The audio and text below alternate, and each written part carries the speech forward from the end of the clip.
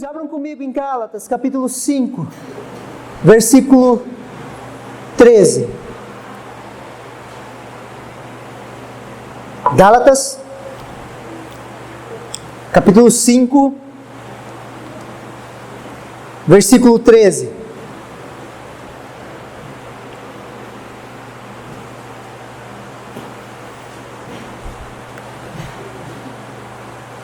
Olha o que a palavra de Deus fala.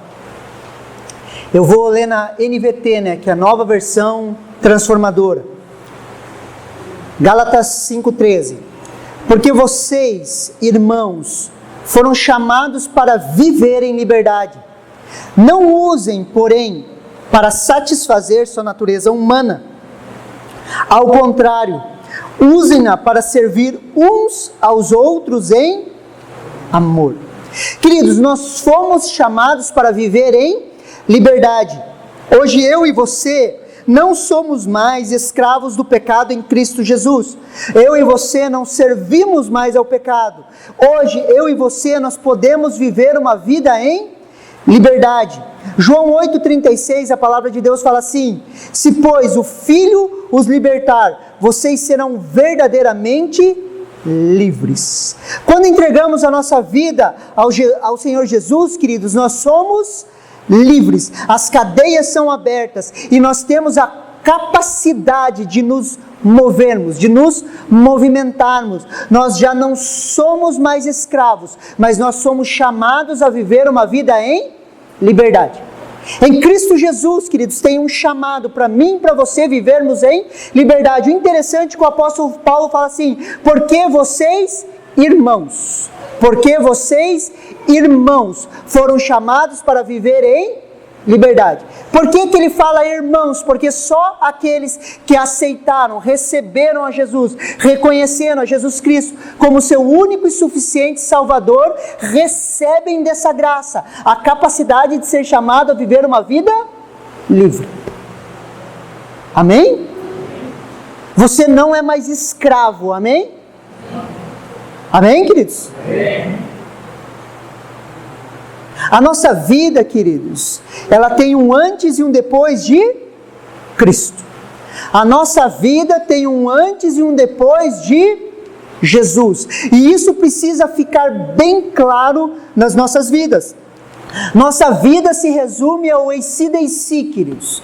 Não que eu esteja fazendo uma propaganda de uma banda de metal, mas a nossa vida se define em AC/DC, antes e depois de Cristo. Nossa vida se define a isso, queridos. Nós somos definidos por isso. Por quê? Porque Jesus, ele faz um marco. Jesus marca as nossas vidas. Nós temos uma diferenciação. Assim como a história da humanidade foi dividida no meio em antes e depois de Cristo, as nossas vidas, elas precisam dessa marca. Posso ouvir um amém? Amém. Nós precisamos deixar bem claro o momento em que nós aceitamos a Jesus, o momento em que nós nascemos de novo.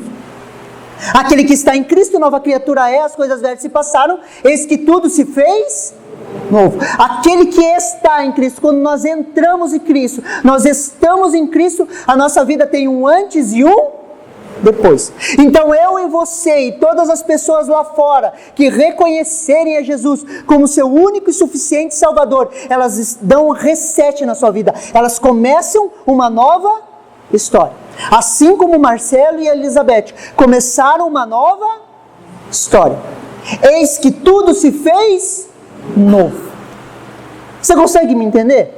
E isso precisa ficar bem claro no nosso coração, queridos. Olha o que nós éramos antes de Jesus. Antes de Cristo nós éramos assim. Abram comigo em Efésios, capítulo 2, versículo do 1 ao 5.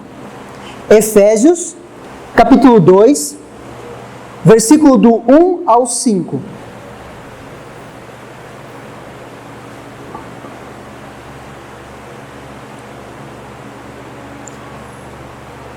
Esse texto precisa ficar gravado no nosso coração, queridos. Esse texto precisa entrar dentro de nós, fazer parte da nossa história.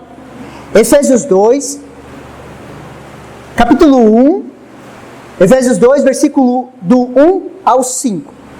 Enquanto eu vou lendo, deixa o Espírito Santo ministrar o seu coração, te mostrar algumas coisas. Olha o que a palavra de Deus nos diz. Vocês estavam mortos por causa de sua desobediência e de seus muitos pecados, nos quais costumavam viver, como o resto do mundo, obedecendo ao comandante dos poderes do mundo invisível. Ele é o Espírito que opera nos corações dos que se recusam a obedecer. Todos nós vivíamos desse modo, seguindo os desejos ardentes e as inclinações de nossa natureza humana. Éramos, por natureza, merecedores da ira, como os demais. Mas Deus é tão rico em misericórdia e nos amou tanto que, embora estivéssemos mortos por causa dos nossos pecados, Ele nos deu vida juntamente com Cristo, e pela graça vocês são salvos. Esse era quem você era. Olha, nós estávamos mortos por causa dos nossos muitos pecados, vivíamos como o resto do mundo, obedecendo ao comandante dos poderes invisíveis, vivíamos segundo os desejos ardentes e a inclinação da nossa natureza humana. Éramos por natureza merecedores da ira. Qual ira, queridos? A ira de Deus. Sem Jesus, queridos, a ira de Deus estava sobre as nossas vidas. Nós só sabíamos acumular pecados. Eu e você, por natureza, éramos pecadores. É assim que nós éramos, queridos. E nós precisamos, de uma vez por todas, romper a bolha do moralismo. Preste atenção aqui em mim. Preste atenção em mim aqui. Antes de Jesus, você não era melhor do que ninguém. E você precisa estourar essa bolha do moralismo. Sabe por quê? Porque nós achamos que nós somos melhores, que nós somos moralmente mais corretos. Pega pessoas que fizeram as coisas tudo certinho na vida, ela fala assim: não, eu nunca fui tão ruim assim, pastor.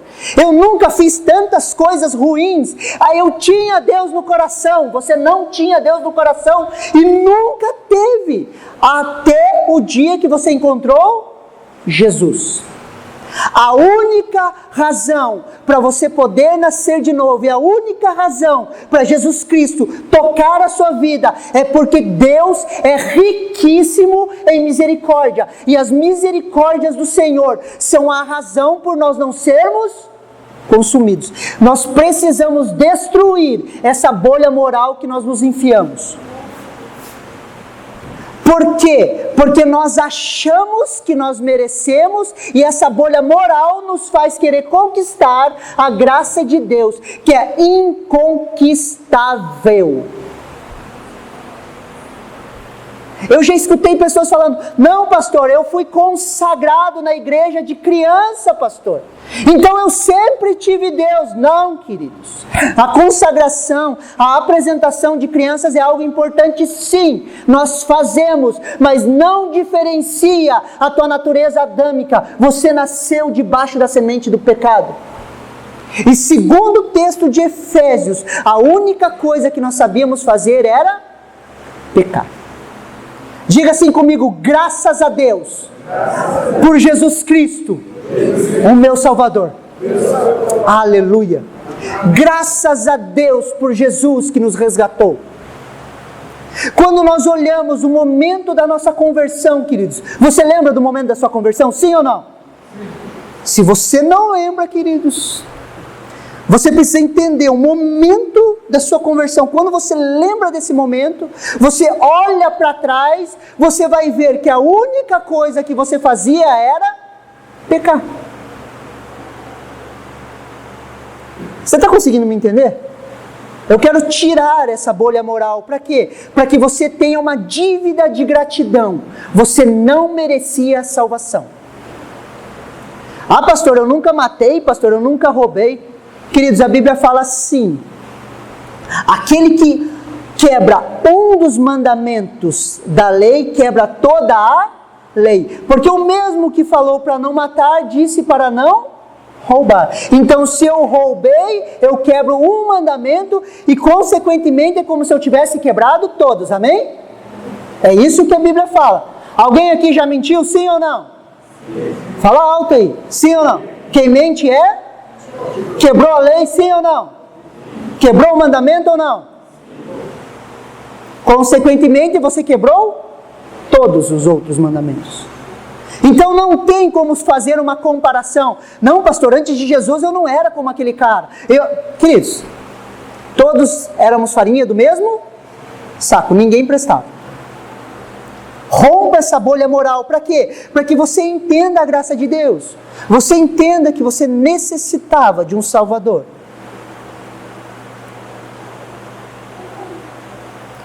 Onde achávamos que existia algo de bom em nós, queridos, a ponto de acharmos que conquistamos a graça.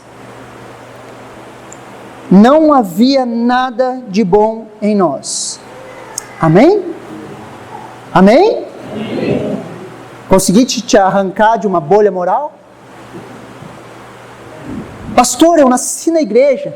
Eu sou neto de pastor, bisneto de apóstolo. Não importa, queridos.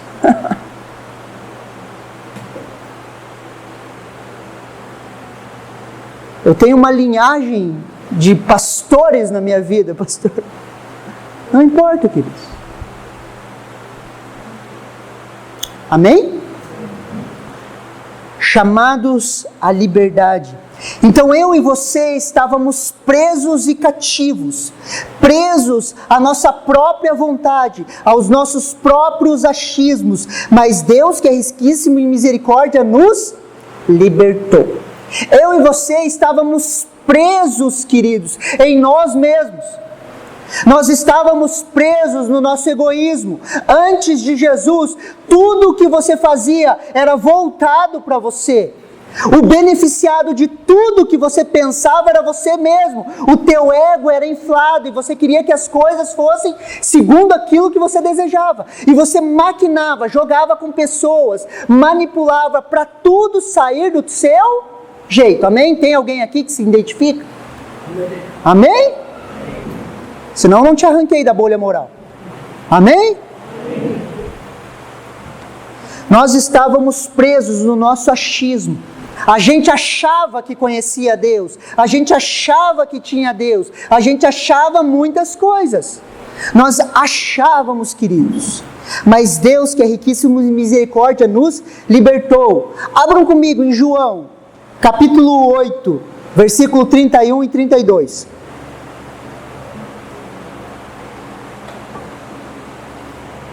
O Evangelho de João, capítulo 8, 31 e 32, um texto muito conhecido.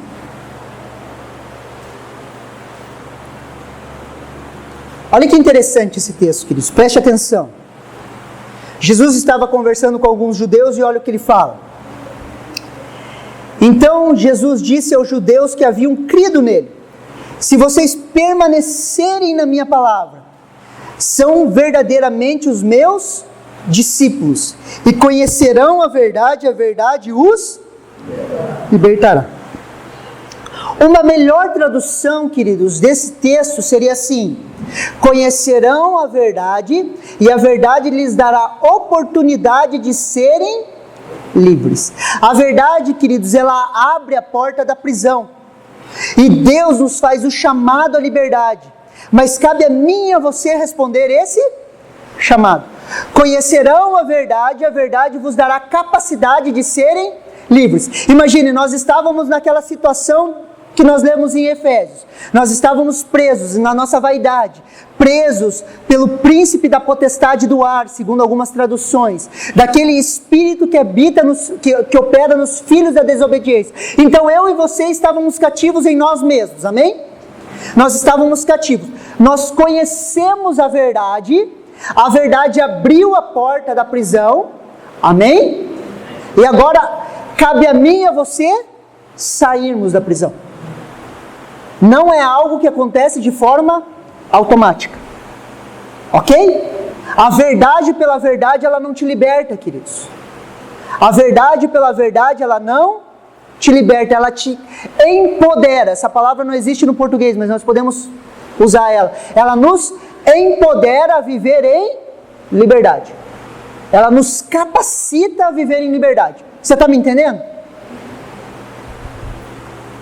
Porque as coisas com Deus, queridos, elas não são automáticas. Preste atenção aqui. Principalmente você que é novo na fé. Você que está começando a caminhada com Deus, com Jesus. Preste atenção aqui. As coisas com Deus, elas não são automáticas. Elas não são automáticas. Às vezes esperamos algo acontecer do nada, de forma automática, sem a minha participação, sem a minha responsabilidade. E as coisas com Deus não são automáticas, queridos. Elas trabalham em eu e você cooperando com Deus. Exige a minha responsabilidade. O que é responsabilidade? Responsabilidade é uma resposta à habilidade. Habilidade, uma resposta à habilidade. Amém? Consegue me entender? Então Deus, Ele me dá uma habilidade de ser livre, ok? Todos têm essa habilidade em Cristo Jesus. Você recebeu de graça. Só que o que vai te fazer livre? A resposta que você dá à habilidade que Deus te deu. Você está me entendendo? O que te faz livre é a resposta à habilidade que você recebeu. Quanto mais respostas, habilidades que Deus tem te dado, mais você vai sendo livre e você vai conhecendo a Deus. Sim ou não? É sua responsabilidade ler a palavra, sim ou não? Você tem uma Bíblia? Então você tem uma habilidade da palavra de Deus na sua casa acessível, amém? Tem essa habilidade na sua casa? Essa habilidade por si só vai te transformar? A resposta que você dá a essa habilidade te transforma. Se você responder de forma correta a palavra de Deus que está na sua mão e começar a orar e meditar em cima dela, você vai sendo transformado, amém? Amém? Então não adianta você ter um monte de conhecimento bíblico, não adianta você ter um monte de versículo dentro da tua cabeça, não adianta você ter feito mestrado, doutorado, pós-doutorado, PhD em teologia, não adianta, queridos, se você não responder a essas habilidades que Deus tem te dado. Então as coisas com Deus, elas não funcionam de forma automática, amém? Eu quero quebrar um paradigma hoje, com certeza. E eu quero que você preste muita atenção. Eu quero quebrar um sofisma hoje dentro de você. Deus não está no controle. Isso é um sofisma, queridos. É um pensamento que não é verdadeiro. É um sofisma. Deus não está no controle. Deus, Ele não está no controle, queridos. E eu vou explicar por quê. Deus, Ele não está no controle, queridos, como se Ele estivesse jogando videogame. Quem já jogou videogame aqui? Acho que quase todos, né? Sabe quando você está jogando videogame? Daí você está jogando lá Super Mario, né? Quantos conhecem Super Mario? Super Mario, o bonequinho tem que pular, pisar em cima das tartaruguinhas que vem para matar ele, né?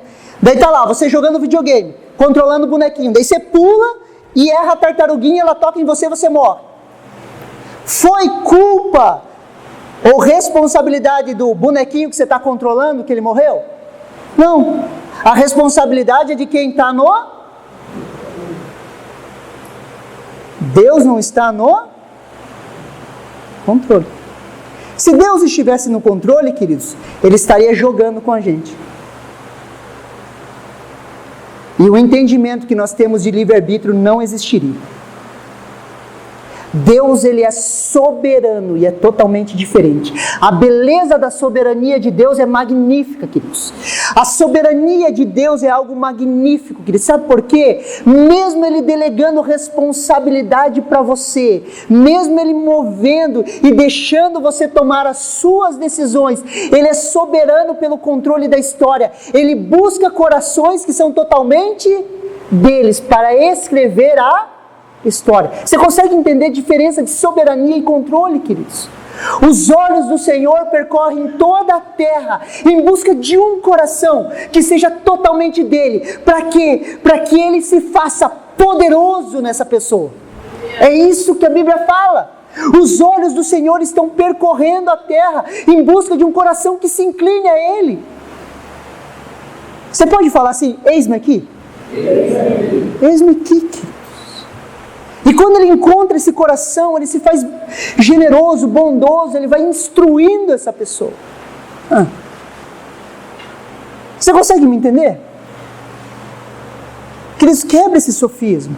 Porque o sofisma do Deus no controle é um Deus que assume toda a responsabilidade, e eu vivo aqui na terra, deixa a vida me levar, a vida leva eu, não é responsabilidade minha, eu jogo tudo na conta de Deus. Eu arrebento o meu cartão de crédito e falo: Deus, é o Senhor que tem que pagar.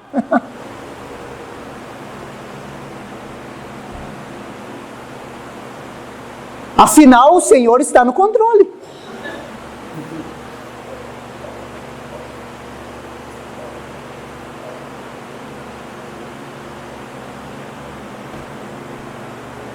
Você consegue me entender? E nós não queremos assumir responsabilidades. Nós fugimos delas. Mas isso cessa aqui, amém? Nós vamos assumir as responsabilidades de Deus. E vamos viver de forma sobrenatural, queridos. A quem muito é dado, muito será cobrado.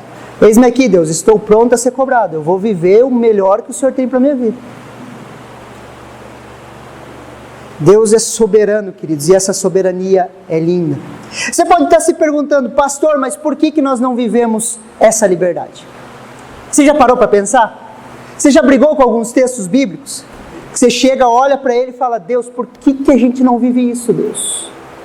Por que a gente não vive isso? Se é da vontade de Deus que eu e você possamos viver de forma livre, se é da vontade de Deus que eu e você possamos usufruir do melhor dessa terra. Quando eu falo do melhor dessa terra, queridos, não tem a ver somente com finanças. O melhor dessa terra, queridos, é viver uma vida saudável em família. O melhor dessa terra é viver uma vida em comunhão com os irmãos. O melhor dessa terra, queridos, é viver em paz, queridos. Como a Bíblia diz: se depender de vós, tem de paz com todos os homens. Você não tem o desejo de viver assim, sim ou não? Mas por que nós não vivemos? Quer que eu te responda? Sim ou não? Abra comigo lá em Gálatas, capítulo 5, versículo 16 ao 26.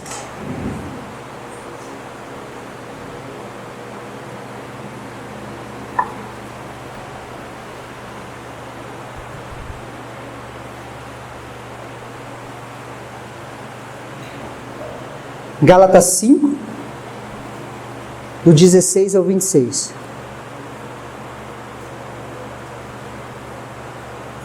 Queridos, essa semana, Deus me deu essa palavra no começo da semana. Eu briguei com ela, montando ela. Deus falando comigo no meu coração. E pensa como eu fui provado essa semana nessa palavra. A Kelly está de prova. Pois eu explico por quê, tá? Gálatas 5, do 16 ao 26. Preste atenção que a palavra de Deus fala. Por isso digo, deixem que o Espírito guie a sua vida. Assim não satisfarão os anseios da sua natureza humana. A natureza humana deseja fazer exatamente o oposto do que o Espírito quer. E o Espírito nos impele na direção contrária àqueles desejos da natureza humana.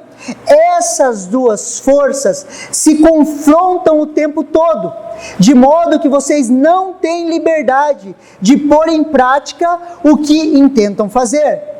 Quando, porém, são guiados pelo Espírito, não estão debaixo da lei. Quando seguem os desejos da natureza humana, os resultados são extremamente claros. imoralidade sexual, impureza, sensualidade, idolatria, feitiçaria, hostilidade, discórdia, ciúmes, acessos de raiva, ambições egoístas, dissensões, divisões, inveja, bebedeira, festança desregradas e outros pecados semelhantes. Repito o que disse antes: quem pratica essas coisas não herdará o reino de Deus, mas o Espírito produz este fruto: amor, alegria, paz, paciência, amabilidade, bondade, fidelidade, mansidão e domínio próprios. Não há lei contra essas coisas. Aqueles que pertencem a Cristo Jesus crucificam as paixões e os desejos da sua natureza humana.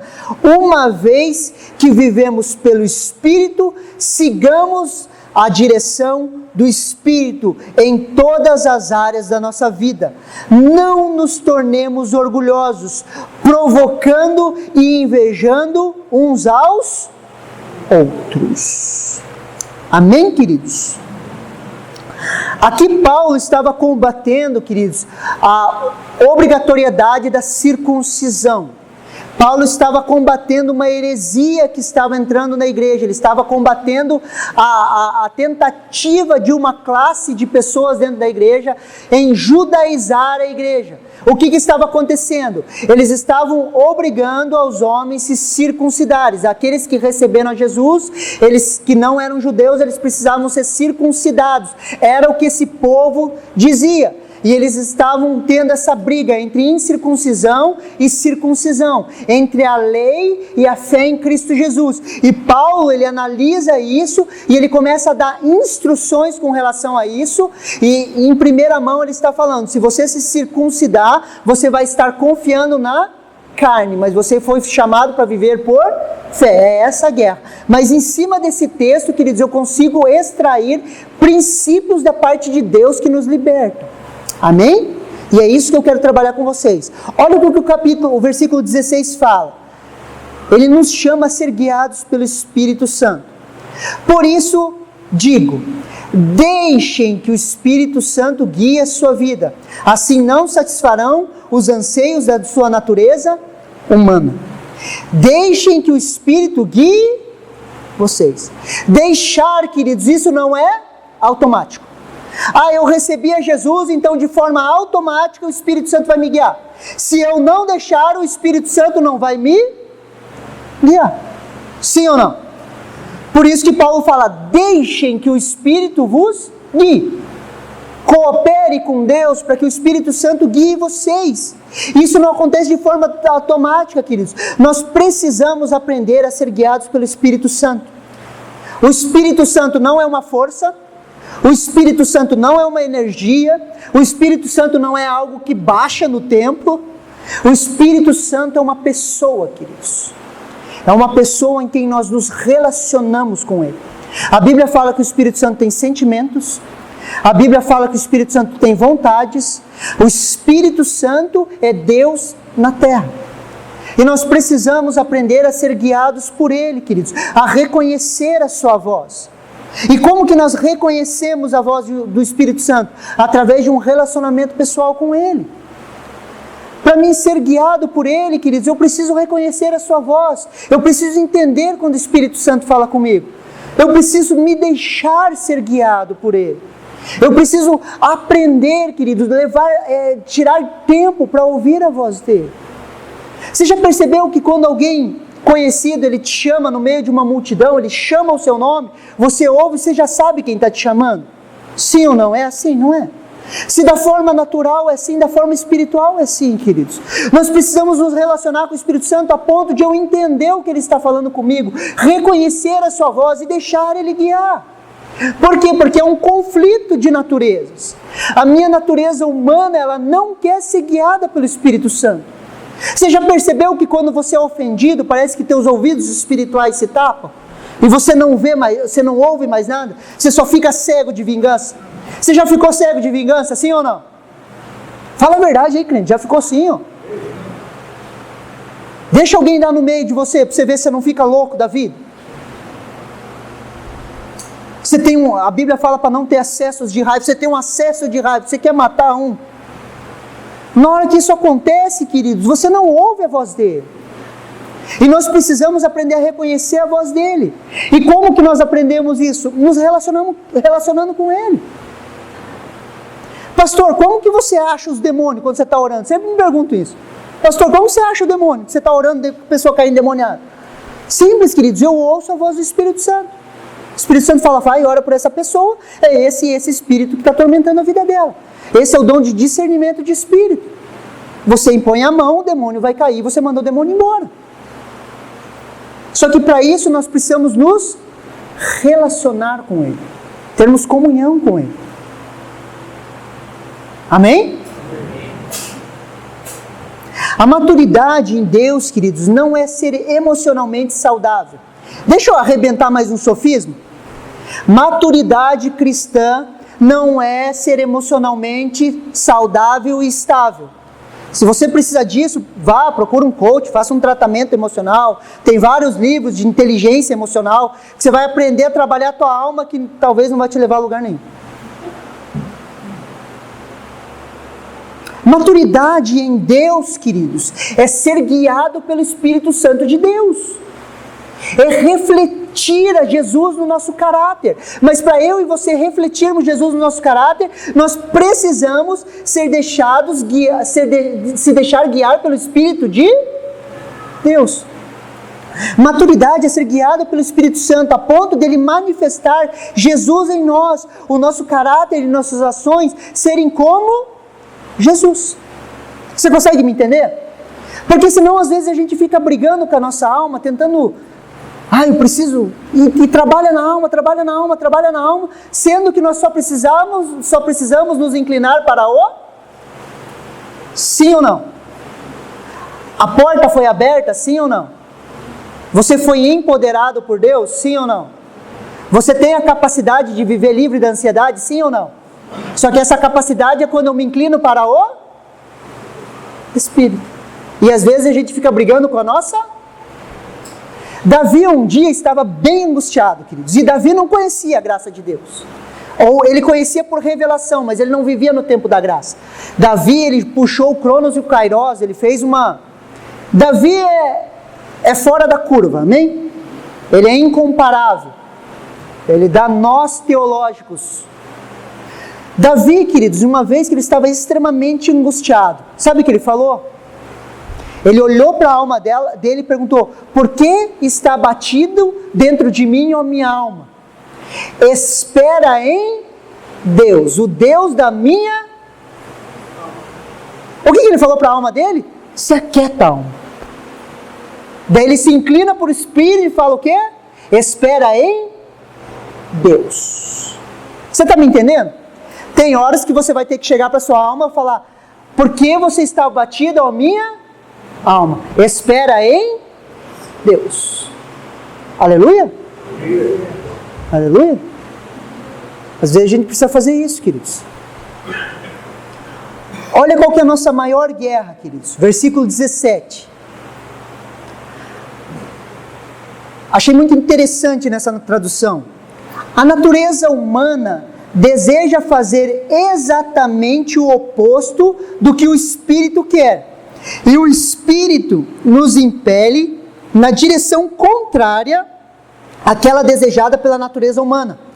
Essas duas forças se confrontam o tempo todo, de modo que vocês não têm liberdade de pôr em prática o que intentam fazer. Existe uma natureza humana dentro de nós, queridos. Algumas traduções de vocês vão falar carne. Mas existe essa natureza humana dentro de nós, lutando contra o Espírito. E elas lutam o tempo todo. Você já percebeu que existe uma guerra interior dentro de você? Existe essa guerra, queridos. E a natureza humana, ela deseja fazer exatamente o contrário que o Espírito quer. Você quer saber se uma coisa é de Deus? Sim ou não? Quer ter um discernimento rápido? Se a tua velha natureza não quiser fazer, queridos, é de Deus. Simples assim. Quer ver um exemplo prático? Alguém vem e te ofende, queridos. Fala mal de você, fala pelas costas, tenta te derrubar no trabalho, te arrebenta, te deixa nervoso. Você quer matar aquele miserável. Já aconteceu com você? Sim ou não? Quando isso acontece, queridos, presta atenção. A tua velha natureza humana, ela vai fazer o quê? Vamos se vingar. Espera, nós vamos nos encontrar numa curva lá na frente. Pegar aí. Sim ou não? Quando você lê a palavra de Deus fala: ore por aqueles que vos perseguem. Na hora que você está ofendido, você quer orar por aquele que te perseguiu? Você quer? Por quê? Porque a natureza humana, ela vai ao contrário do desejo do Espírito. E a Bíblia, ali na tradução, fala exatamente o oposto. Enquanto o Espírito te puxa para um lado, a tua velha natureza te puxa para o outro lado. Como que você discerne? É só você lembrar quem você era. Se você vai voltar a ser aquele que você era, você já fala: cara, isso não é de Deus, vou fazer por aquilo que Deus tem falado. Consegue me entender? Essas duas forças, queridos, elas se confrontam o tempo todo. É uma guerra de naturezas, queridos. É uma guerra de naturezas, queridos. É uma guerra de naturezas. Aquele que está em Cristo, nova criatura é. Aquele que está em Jesus nasceu de novo. É uma nova criatura, tem uma nova natureza criada em Deus para as boas obras. Eu e você somos essa nova criatura. Só que nós temos essa guerra contra a nossa velha natureza. E essa guerra acontece o tempo todo. E o que elas buscam? O controle da nossa mente, o controle das nossas ações, o controle das nossas vidas. Você consegue me entender? É uma guerra que acontece o tempo todo, queridos. Essa guerra é real e ela está acontecendo nesse exato momento. Você vai ouvindo a palavra e eu sei o que você pensa. Às vezes você pensa: não é bem assim. Nada a ver o que o pastor está falando. É uma guerra de natureza, queridos. Existe um animal dentro de você, ele está louco para vir para fora.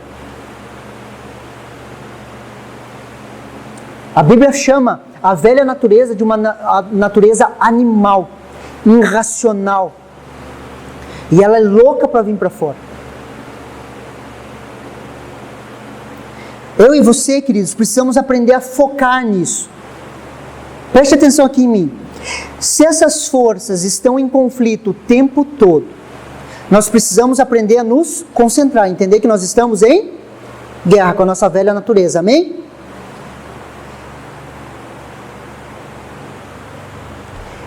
E essa guerra, queridos, nós estamos numa guerra em ser guiados pelo Espírito Santo, ou ser guiados pela nossa velha natureza, ou nossa natureza adâmica, o animal que habita em nós.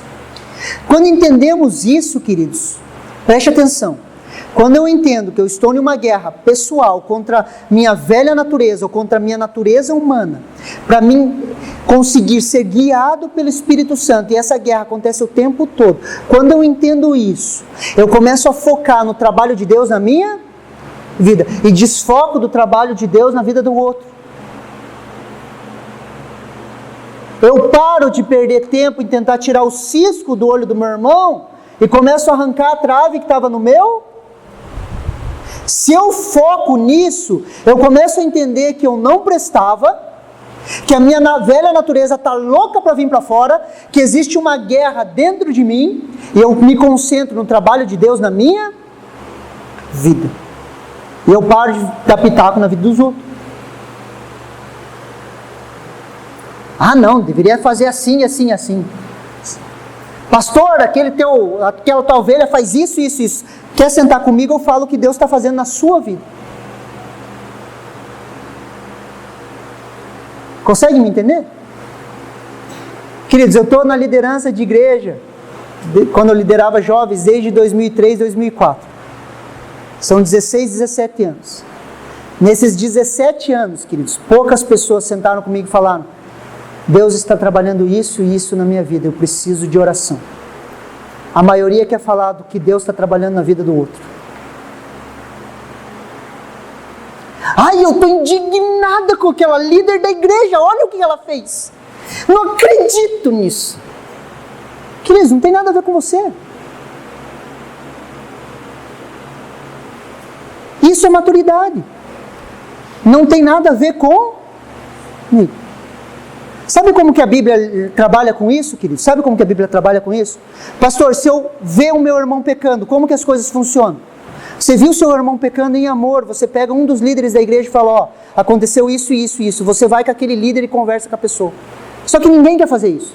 Não, eu não vou lá, não, vou me meter na vida. Se meter na vida dos outros ninguém quer, mas falar todo mundo quer. Porque biblicamente, queridos, nós ajudamos os nossos irmãos quando nós chegamos na pessoa e falamos, querido, você está errado fazendo isso, você não pode continuar assim, que você está em um caminho de morte. Só que você vai precisar ir a essa pessoa e falar com ela. Você está me entendendo? Só que eu vi 2 vezes acontecer isso. Em 17 anos, 16 anos. Eu nunca vi isso acontecer. Porque nós estamos preocupados em falar. E quando nós falamos, nós não estamos preocupados com aquela pessoa. Nós só queremos fazer fofoca. Se eu estou preocupado mesmo, eu queimo a minha cara e falo, vamos lá que eu vou falar com ela. Porque eu vi ela fazer. Amém? Você entendeu? Está me entendendo? Eu vi ela fazer. E a minha preocupação é em restaurá-la. Ah não, pastor, mas você tem que ir lá falar com ela. Eu não vi ela fazer. Não aceite acusação contra os presbíteros, a não ser por uma ou duas, com 2 ou 3 testemunhas. Precisa reunir um grupinho e vamos lá conversar com essa pessoa. Só que eu nunca vi isso acontecer. E eu pergunto para os pastores para ver se acontece, não é só comigo, não acontece.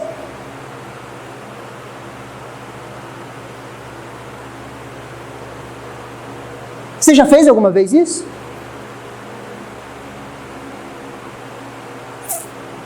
Você consegue me entender que nós estamos muito longe daquilo que nós achamos que é Evangelho e Bíblia? Falo em amor isso, queridos. Nós precisamos entrar no trilho, naquilo que a palavra diz. Quando eu entendo, queridos, que esse tratamento está vindo na minha vida, que eu tenho muitas coisas para serem trabalhadas, eu começo a olhar para a vida das pessoas com graça e misericórdia. Se eu conseguir fazer você entender que você não presta, você vai olhar para o outro e você vai ter compaixão das áreas fracas deles. Você não vai ter sede de vingança, sede de juízo, sede de derrubar os outros. Amém? Quais são os frutos e os despojos dessa guerra que acontece todos os dias das nossas vidas? Os frutos da natureza humana. Versículo 19, 20 e 21, ele fala assim: quando seguimos os desejos da natureza humana, os resultados são extremamente claros, preste atenção. Imoralidade sexual, impureza, sensualidade, idolatria, feitiçaria, hostilidade, discórdia, ciúme, acessos de raiva, ambições egoístas, dissensão, divisão, inveja, bebedeira, festanças desregradas e outros pecados semelhantes. Repito o que disse antes: quem pratica essas coisas não herdará o reino de Deus. Esses são os frutos da natureza humana, queridos. Quando deixamos a nossa vida no piloto automático, quando não amadurecemos em Deus, quando não somos guiados pelo Espírito Santo, essa é a nossa produção. É isso que nós fazemos sem Deus, queridos. Produzir frutos da nossa velha natureza humana. Deus, ele não está na divisão. Deus não está na discórdia. Deus não está na inveja. Deus não está no ciúme. Deus não está nos acessos de raiva. Por que eu falo que eu fui provado nisso, queridos? Essa semana eu tive alguns acessos de raiva. E tive que conversar com Deus, falar: Deus, estou dando os frutos que não prestam. Tive que pedir perdão para Kenny, tive que ajeitar. acessos, queridos, coisas que não são de Deus. Quando eu olho isso na minha vida, eu vejo tanto que Deus precisa trabalhar em mim, queridos. Mesmo sendo pastor. Deus tem muito trabalho na minha vida. Você prestou atenção na lista ali? Você viu que as coisas pegam a gente? Sim ou não? Não, pastor, eu não faço nada disso.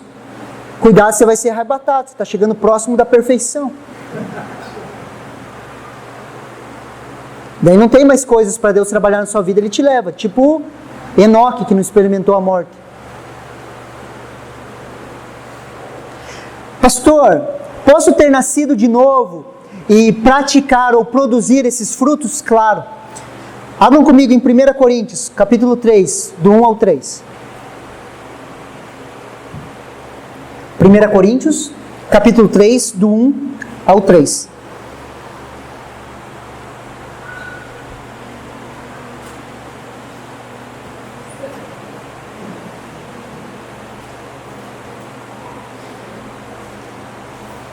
Primeira Coríntios 1, 1 Coríntios 3, do 1 ao 3. Olha o que a palavra de Deus fala. Irmãos, ele está se direcionando à igreja, por isso que ele usa o termo irmãos, tá bom? Todos aqueles que aceitaram a Jesus.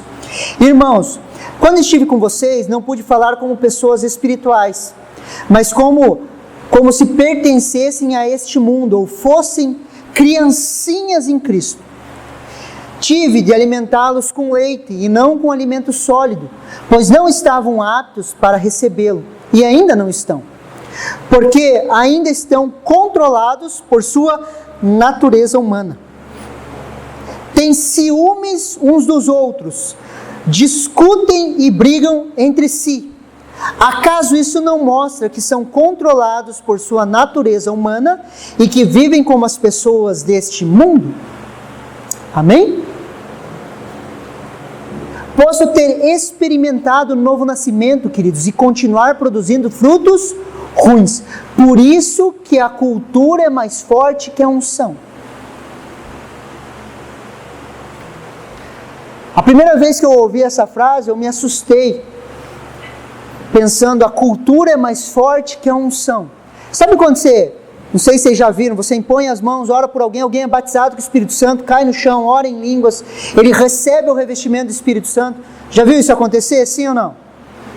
Isso é um toque da unção sobre a vida da pessoa. Só que aquela pessoa que foi tocada pela unção, na segunda-feira, ela vai continuar vivendo do mesmo? Por quê? Porque ela não amadureceu. Porque um novo nascimento, queridos, é o começo de uma caminhada e não o fim. Quando uma pessoa aceita Jesus, ele inicia uma nova caminhada, uma nova jornada, ele precisa amadurecer. E olha que interessante o que Paulo fala aqui, ó. Porque ainda são controlados por sua natureza humana. Têm ciúmes uns dos outros, discutem e brigam entre si. Aonde há ciúmes uns dos outros, aonde há briga entre o pessoal da igreja, é tudo um bando de criancinha. É isso que a Bíblia fala.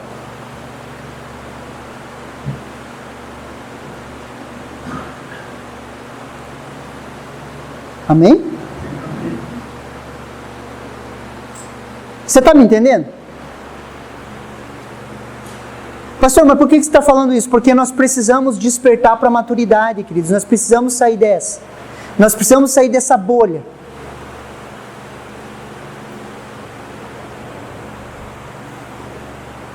O novo nascimento não é o fim, queridos. É o início de uma nova caminhada. Mas olha os frutos desses despojos. O fruto do Espírito. Capítulo 22 de Gálatas. Versículo 22 de Gálatas. A palavra de Deus fala assim: mas o Espírito produz este fruto: amor, alegria, paz, paciência, amabilidade, bondade, fidelidade, mansidão e domínio próprio. Não há lei contra essas coisas. Pode ver que ele fala, mas o fruto O fruto está no singular. Se você tirar todas as vírgulas e os pontos que no texto grego não tem, vai ficar assim. Mas o fruto do Espírito é amor. Então o fruto do Espírito é o amor, que tem os seus gomos. Imagine uma mimosa. Não sei se é mimosa que vocês falam aqui também, eu falo mimosa. Que eu fui falar em Paranavaí mimosa, eles imaginaram uma vaca. Que era mimosa. Para lá é mexerico. É outro nome lá. Mas vocês sabem o que é mimosa, né? Não é a vaquinha mimosa. Mimosa é... Então o fruto do Espírito é o amor, como se fosse uma mimosa, com os seus gomos. E os seus gomos são o quê? Alegria, paz, paciência, amabilidade, bondade, fidelidade, mansidão e domínio próprio. E esses são os frutos que nós produzimos quando nós somos guiados pelo Espírito Santo. Quais são os frutos? Alegria. Você é alegre, sim ou não? Alegria, queridos. Sorria para a vida. A gente acha que espiritualidade é andar de cara brava, né? Estou em guerra. O fruto do Espírito é alegria. Então, quando eu começo a entrar nessa guerra de ser guiado pelo Espírito, queridos, eu produzo um dos gomos que é alegria. Então, essa é uma definição nossa, nós somos alegres. Pastor, quando você entra em guerra? Quando eu entro em guerra, eu estou guerreando, concentrado, lutando, evangelizando, falando do Senhor Jesus. Entro na brecha, começo a lutar pelas vidas. Isso pode atingir as minhas emoções, sim ou não? Sim, eu recebo, vejo o pecado do povo, começo a me entristecer em Deus, confesso diante de Deus. Só que eu não vivo toda hora nisso. Quando eu saio disso, eu volto para a alegria. Amém? E esse é o estado normal. Eu entro e saio. Qual que é o... Vamos falar de mais outro. Paz. A minha paz vos dou. Não como o mundo dá, mas a minha paz vos... O que o mundo está procurando, queridos? Paz. Pergunte para as pessoas o que elas procuram. Elas vão falar o quê? Paz. Nós somos o povo da paz, amém? Nós liberamos paz. Nós liberamos, exalamos alegria. Queridos, só um parênteses aqui, amém? Deixa eu abrir um parênteses aqui. Com essa onda do coronavírus,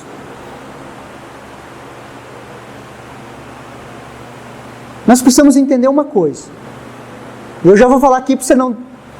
Você me ama, sim ou não? Você ama seu pastor, né? Não faça seu pastor ter um acesso de raiva, por favor. Eu não quero mais pecar. Essa semana eu pequei muito, tendo acessos de raiva. Não me faça ter um acesso de raiva vindo com medo do coronavírus. Ah, pastor, fecha a igreja, pastor. Não me faça ter um acesso de raiva, por favor. Sabe por quê? Deixa eu te explicar uma coisa. O espírito que Deus colocou dentro de nós não é um espírito de medo, amém? De amor, poder e moderação. Enquanto o mundo lá fora pode estar um caos, queridos, as pessoas morrendo de medo, medo da morte, medo da doença, medo das coisas, elas vão procurar um luzeiro, uma luz, queridos. Elas vão procurar um povo que tem paz. Tome todas as precauções necessárias. Faça tudo o que está sendo destruído. Lave as mãos. Cuide, sim, seja prudente. Só que não seja direcionado pelo medo. Não seja direcionado pelo... Enquanto as pessoas vão estar em pânico lá fora, queridos, elas vão achar refúgio dentro da igreja. Agora, se a gente entrar em desespero, queridos, daí desandou o mundo. Uma vez eu estava indo para casa, voltando de a pé, deixa eu te falar uma coisa, estava indo para casa, voltando de a pé, e tinha um amigo meu que estava sentado, ele tinha uma Paraty, eu não vou falar o nome dele porque dá problema. Ele estava sentado numa Paraty, e ele estava enrolando um baseado. E ele ia fumar um baseado. Eu cheguei, mas tá nessa ainda? Ele falou, não, isso aqui é natural, né? Não faz mal para ninguém, isso aqui é de boa. Falei, sentei na Paraty dele e falou, vou fumar um hoje então com você. Não, louco. Ele tinha um linguajar diferente. Ele, não, louco. E daí ele já estava chapado e falou, deixa eu te explicar uma coisa. Vou te explicar.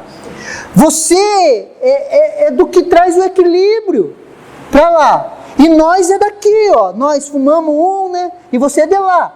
Se você vem para cá, desanda tudo, louco. Daí quem que vai chamar a atenção de nós? Quem que vai falar que eu estou errado nas coisas? Se você fumar um baseado aqui comigo, vai desandar o negócio. Essa filosofia é a filosofia de um maconheiro, queridos, e funciona. Se você entrar em desespero, quem vai ser o consolo do mundo?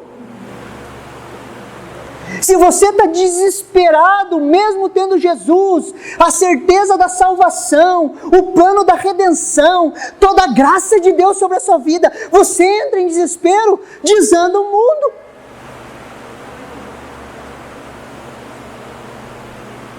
Sim ou não? Queridos, Paulo falou assim, ó, é melhor que eu vá, que é melhor estar com Jesus, mas eu fico aqui por causa de vocês. É isso que ele falou. Ele não tinha medo da morte. Sai um burburinho, queridos, que pode ter morte, os crentes ficam desesperados. Vai morrer tudo, vai morrer tudo.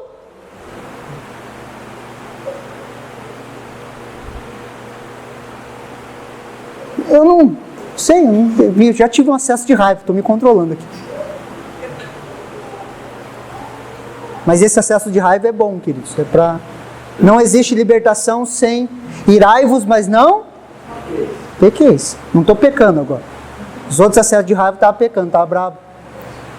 Fiquei bravo com a minha esposa, mas já me consertei com ela. Eu também fico bravo com ela às vezes, sabia? Apesar de ela ser bênção na minha vida, eu fico bravo com ela também. Amém? Você consegue me entender, queridos?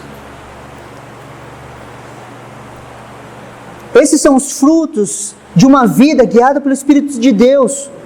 Não são frutos produzidos na alma. Uma pessoa imatura na fé não produz os frutos do Espírito. Você já tentou amar alguém na sua alma, sim ou não? É impossível. O amor, ele vem no nosso espírito, e é sendo guiado pelo Espírito de Deus que nós amamos as pessoas. Nós não conseguimos amar as pessoas na alma. O grande problema é que nós, mesmo tendo nascidos de novo, nós somos guiados pela nossa alma. E quando nós somos guiados pela nossa alma, você quer saber? Posso te dar uma dica? Você não vai ficar bravo comigo, sim ou não? Você vai ficar bravo? Não vai? Responde aí, senão eu não vou falar. Não vai ficar mesmo? Quer saber se você está sendo guiado pela sua alma? Sim ou não? Sim. Quando você está falando demais é porque você está sendo guiado pela sua alma. Não confie em quem fala muito.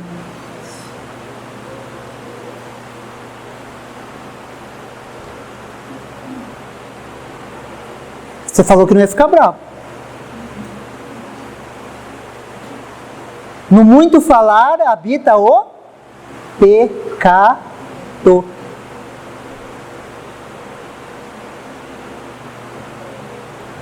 Quando eu tento falar para vocês, por favor, ado, cada um no seu quadrado, não fica se metendo na vida dos outros, é por causa disso, porque no muito falar existe o pecado.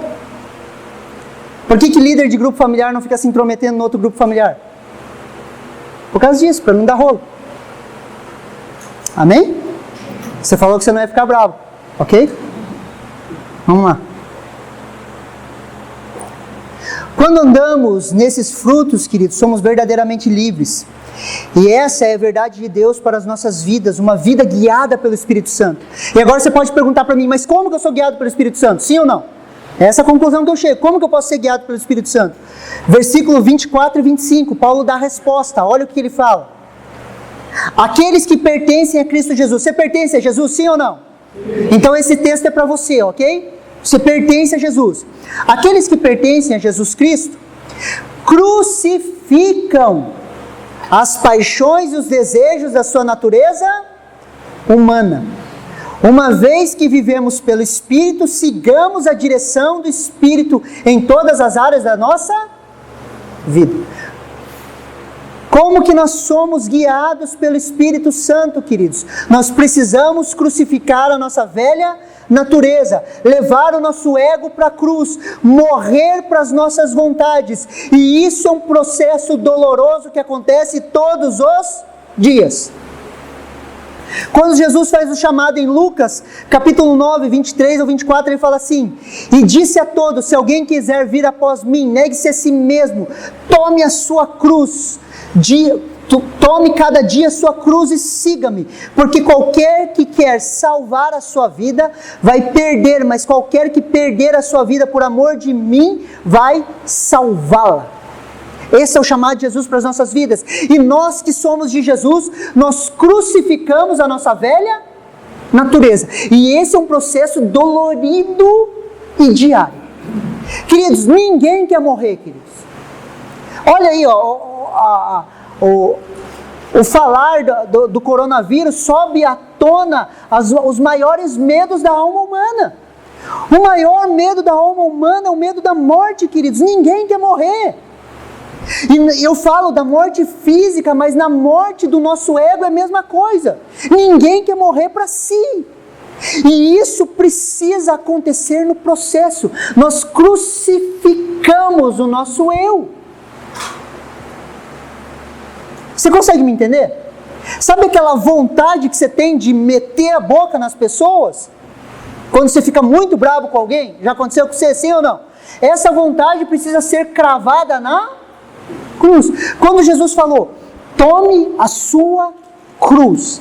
Queridos, se você estivesse na cultura de Jesus, no tempo de Jesus, quando você visse alguém passando com uma cruz, o que você ia pensar? Pronto, daqui a umas horas está morto, vai morrer. Está a caminho da morte. O chamado de Jesus para as nossas vidas é que a gente morra para nós mesmos. Morra para o nosso ego, para o nosso eu, para a nossa velha natureza humana, para as fofocas, para o ciúme, para a inveja, para a distinção da discórdia. Esse é o chamado de Deus para a nossa vida. Por isso que eu falo, a primeira coisa que nós precisamos pregar na cruz é a nossa língua.